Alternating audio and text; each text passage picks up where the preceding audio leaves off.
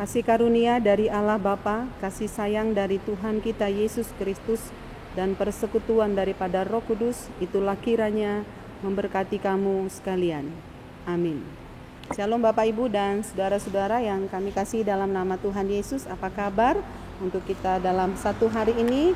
Kiranya Tuhan memberkati seluruh aktivitas kita sepanjang satu hari ini.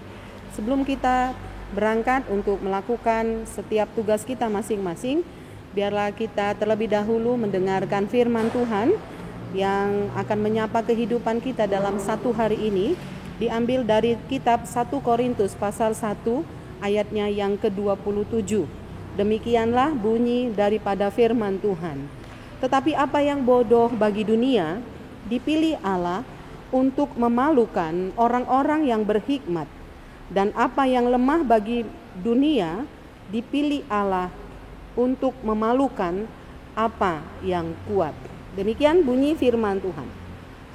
Saudara yang kekasih, dalam perikop kita hari ini Paulus hendak mengungkapkan sebuah kesadaran yang amat dalam bahwa orang yang bodoh, bahwa orang yang lemah justru dipilih oleh Allah.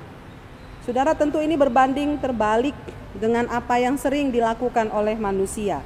Manusia terlalu mengagungkan kekuatan, mengagungkan kepintaran, IQ yang tinggi, mengagungkan kekayaan, kebolehannya. Tetapi saudara, Tuhan justru melakukan hal-hal yang berbanding terbalik dengan apa yang biasa dilakukan oleh manusia. Dalam firman Tuhan pada hari ini justru Allah memilih orang-orang yang lemah, orang-orang yang bodoh untuk memalukan orang-orang yang kuat. Saudara, apa arti daripada ayat ini? Yang mau dikatakan oleh ayat ini adalah bahwa saudara, orang yang merasa dirinya tidak berdaya, orang yang merasa dirinya lemah, orang yang merasa dirinya bodoh, tentu saudara, biasanya orang yang seperti ini cenderung membutuhkan bantuan dan mendambakan kehadiran persahabatan dan mendambakan kehadiran Tuhan untuk menolong membantunya. Bahkan orang-orang seperti ini biasanya tergantung kepada Allah dan cenderung terbuka terhadap Allah. Sebaliknya saudara, orang-orang yang merasa pintar, orang-orang yang merasa kuat, yang merasa punya pengaruh terhadap dunia ini, mereka biasanya cenderung untuk tertutup terhadap Allah, tidak membutuhkan pertolongan terhadap Allah.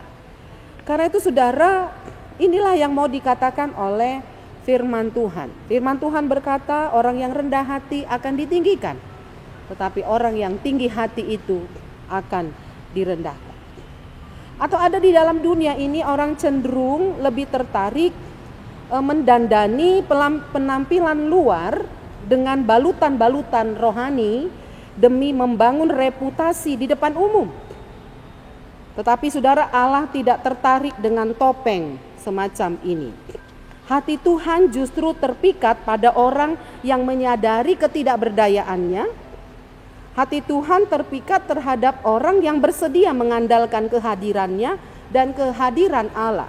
Karena itu firman Tuhan di ayat lain berkata, diberkatilah orang yang mengandalkan Tuhan, tetapi terkutuklah orang yang mengandalkan kekuatannya sendiri. Orang-orang yang mengandalkan Tuhan, yang terbuka dan menantikan kekuatan Allah, saudara, mereka itulah yang dipilih Allah. Dan Tuhan senang memakai orang-orang yang seperti itu, orang-orang yang kecil, orang-orang yang terbelakang, orang-orang yang lemah, tetapi itu yang diangkat oleh Tuhan. Karena orang seperti itulah yang terbuka hatinya terhadap kekuatan Allah. Saudara, mungkin kita ingat pengalaman-pengalaman tokoh-tokoh dalam perjanjian lama atau perjanjian baru. Kita ingat Yesus kita, Sang Juru Selamat, dia lahir bukan di kota besar, tetapi dia lahir di kota yang kecil, di tempat yang hina, yang sangat sederhana.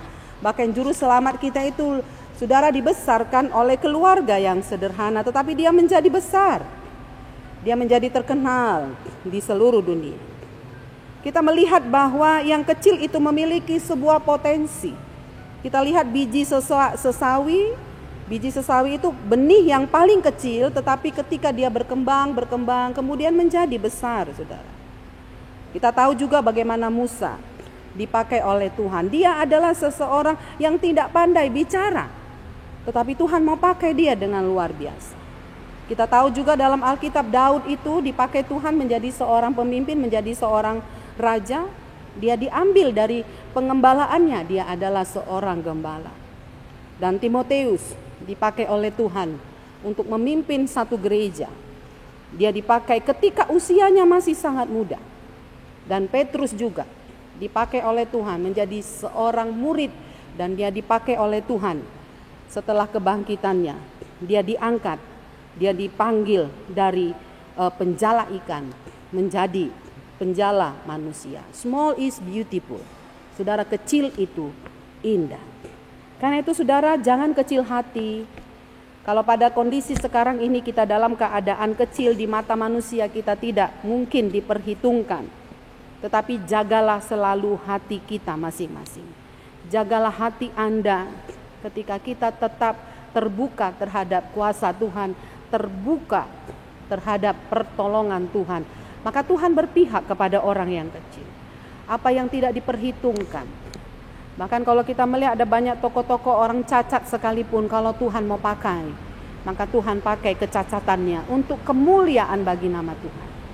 Karena Tuhan menjadi kawan kita, kawan orang yang rendah hati. Tetapi Tuhan menjadi musuh bagi orang yang tinggi hati, yang hanya mengandalkan kepintarannya dan kekayaannya, yang tidak membutuhkan Tuhan. Karena itu saudara yang kekasih dalam nama Tuhan Yesus Kristus, biarlah orang dunia menganggap kita bodoh, tetapi justru kebodohan yang dianggap oleh dunia itu dipilih oleh Allah untuk memalukan orang-orang yang berhikmat. Asal saudara kita berada di jalur Tuhan, berada di jalur kebenaran, hati kita tetap terbuka terhadap Tuhan. Karena Tuhan senang terhadap orang yang rendah hati. Yang rendah hati akan ditinggikan, tetapi yang congkak hati akan direndahkan. Tuhan menguatkan kita untuk menerjemahkan firman Tuhan pada saat ini. Amin. Marilah kita berdoa. Bapa di surga, terima kasih kami disapa oleh firman Tuhan pada saat ini. Dan kami tidak perlu berkecil hati, kendati pun dunia menganggap kami bodoh, tetapi ketika kami berharap kepada Tuhan, hati kami terpaut kepada Tuhan, maka yang bodoh itu Tuhan angkat menjadi sebuah kekuatan untuk memalukan orang-orang yang congkak hatinya. Pakailah seluruh jemaat-Mu. Kalau ada orang yang miskin, orang yang tidak diperhitungkan, tidak perlu kecil hati, karena ada Tuhan yang berpihak kepada orang-orang yang rendah hati. Pada waktunya akan ditinggikan. Terpujilah Engkau Tuhan, berkati seluruh aktivitas jemaat-Mu, dari yang terkecil hingga para lansia, diberi kekuatan oleh Tuhan. Dimanapun melakukan aktivitasnya, biarlah kami tetap menjaga hati kami untuk rendah hati dan terus tergantung kepada Tuhan. Terpujilah Engkau Tuhan, di layar ini juga hamba-Mu berdoa buat setiap jemaat-Mu yang dalam keadaan sakit. Tuhan Yesus yang menjamah mereka, menyembuhkan, memulihkan mereka. Yang bergumul dalam setiap keluarga, Tuhan berkati supaya di keluarga kami ada damai sejahtera, yang daripada Tuhan ada kerukunan suami dan istri, orang tua dan anak, anak dan orang tua. Terima kasih Tuhan, berkati setiap gereja dimanapun berada menjadi saluran berkat Tuhan untuk menyampaikan kabar baik kepada seluruh jemaat-Mu, menyampaikan kebenaran firman Tuhan agar semua jemaat-Mu setia untuk mengikut Tuhan. Terima kasih ya Tuhan, dalam kesempatan ini kami bersyukur dan berterima kasih kepadamu.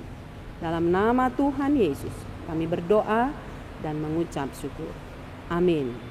Shalom Bapak Ibu, saudara sekalian, nama Tuhan ditinggikan dan dimuliakan.